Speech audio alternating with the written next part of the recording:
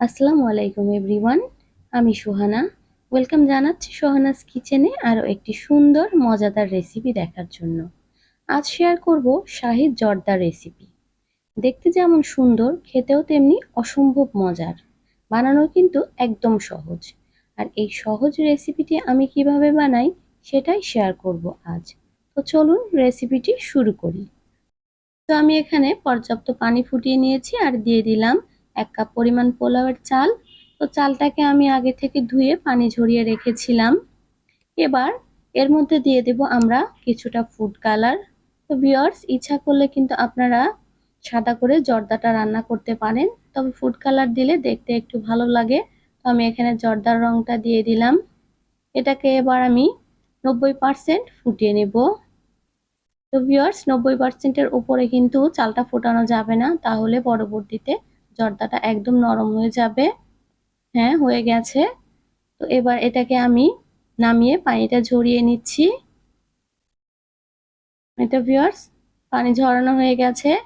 তো এই রাইসটাকে আমি এবার একটা ছড়ানো পাত্রে রেখে দেব। আপনারা ইচ্ছা করলে কিন্তু এর মধ্যে তেল অথবা ঘি মেখেও রাখতে পারেন। তো চলে আসলাম চুলার প্রিপারেশনে। এখানে ফ্রাই প্যানে দিয়ে দিলাম আমি 2 টেবিল চামচ পরিমাণ ঘি। আপনারা কিন্তু ইচ্ছা করলে ঘি আর তেল এই দুটো একসাথে করেও রান্নাটা করে নিতে পারেন।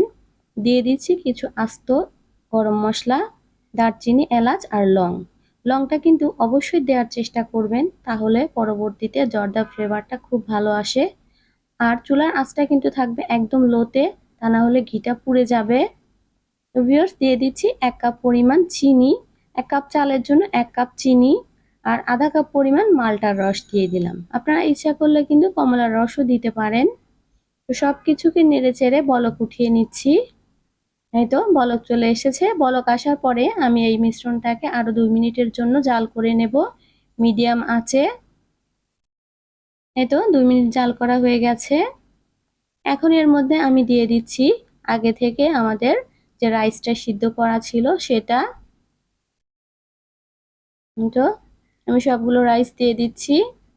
হয়ে গেছে ভিউয়ার্স। তো শিরার সাথে এই রাইসটাকে আমি খুব ভালোভাবে মিশিয়ে নিচ্ছি। আর চুলার আঁচটা কিন্তু মাঝারিতে আছে। তো দেখেন কতটা শিরা জমে আছে। তো ভয় পাওয়ার কিছু নেই। মিডিয়াম টু হাই হিটে আমরা ঢাকনা ছাড়া জাল করে এটাকে শুকিয়ে নিলাম। তো এই পর্যায়ে কিন্তু ঢাকনাটা দেওয়া যাবে না, তাহলে চালটা গলে যেতে পারে। তো ভিউয়ার্স, এর মধ্যে যে আস্ত গরম মশলাগুলো ছিল এগুলোকে আমি এখন উঠিয়ে নেব, কারণ পরিবেশনের সময় ওগুলো থাকলে খেতে ভালো লাগবে না। এই তো আমি সবগুলো গরম মশলা উঠিয়ে নিয়েছি। এখন এর মধ্যে আমরা দিয়ে দেব কিছুটা গুঁড়ো দুধ। তো আমি 1/3 কাপ পরিমাণ গুঁড়ো দুধ দিয়ে দিচ্ছি। আপনারা ইচ্ছা করলে বাড়িয়ে কমিয়েও দিতে পারেন। এই তো, আর ভিউয়ার্স, গুঁড়ো দুধটা দেওয়ার সময় চুলার আঁচটা কিন্তু একদম লোতে রাখতে হবে, তা না হলে এটা ভালোভাবে মিশতে চায় না। দিয়ে দিচ্ছি কিছুটা কিশমিশ আর বাদাম। তো এবার এটাকে খুব ভালোভাবে মিশিয়ে নিচ্ছি। এই তো চুলার আঁচটা লোতে রেখে এটাকে খুব ভালোভাবে মেশাতে হবে, তা না হলে গুঁড়ো দুধগুলো দলা পেকে থাকবে। তো ভিউয়ার্স, মেশানো হয়ে গেছে। এখন আমরা এর মধ্যে দিয়ে দিব শাহি ফ্লেভার আনার জন্য কিছুটা কেওড়া জল।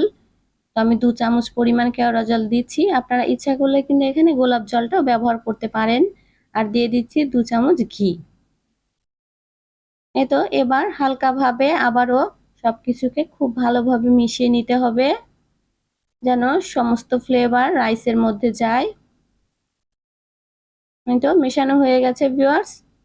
মেশানোর পরে এবার আমরা ঢাকনা দিয়ে ঢেকে জর্দাটাকে দমে রাখবো 5 থেকে 6 মিনিটের জন্য। আর চুলার আঁচটা থাকবে কিন্তু লোতে। এই তো 6 মিনিট পরে আমাদের জর্দাটা কিন্তু একদমই রেডি হয়ে গেছে। দেখেন এখনো কতটা ঝরঝরে। আর এটা ঠান্ডা হওয়ার পরে কিন্তু আরো অনেকটা ঝরঝরে হয়ে যাবে। এবার আমি চুলাটা বন্ধ করে দিচ্ছি আর আপনাদের পরিবেশন করে দেখাচ্ছি। তো ভিউয়ার্স, এখানে আমি একটা সার্ভিং ডিশে এটাকে ঢেলে নিয়েছি। এবার উপর দিয়ে একটু ডেকোরেশন করে দেব। তো আমি কিছুটা চেরি, বাদাম আর কিশমিশ দিয়ে ডেকোরেশন করছি প্রথমে। তো ডেকোরেশনটা আপনারা আপনাদের পছন্দ অনুযায়ী দিতে পারেন। আর আমি দুঃখিত যে মোরব্বাটা দিতে আমি ভুলে গেছি। অবশ্যই আপনারা মোরব্বাটা দেওয়ার চেষ্টা করবেন। এবার দিয়ে দিচ্ছি বেবি সুইট। তো জর্দাতে কিন্তু এই ছোট মিষ্টিগুলো দেখতে খুবই ভালো লাগে, আর এটা আমার ঘরে তৈরি।